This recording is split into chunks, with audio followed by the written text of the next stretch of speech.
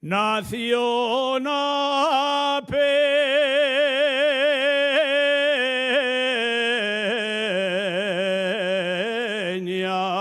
collá,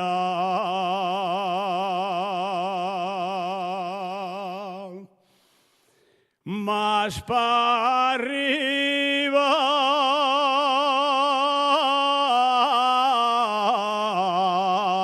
de cabaños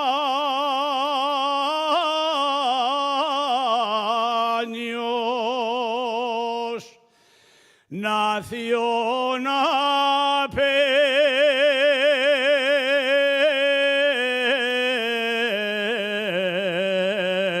peña collá.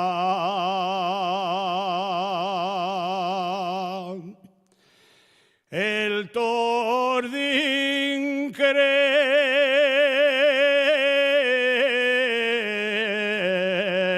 un estilo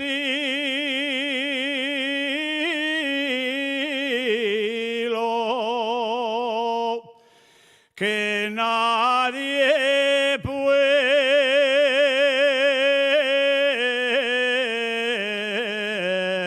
puede olvidar.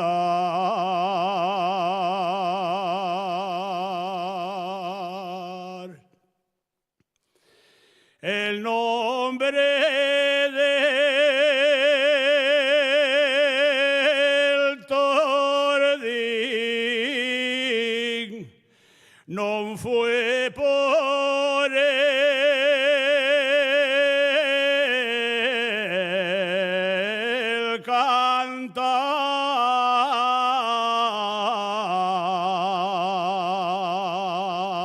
cantar, que no lle por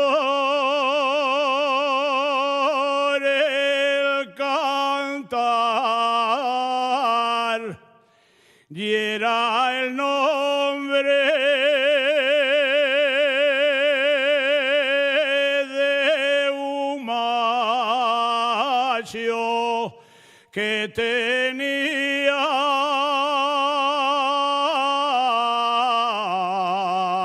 parriera.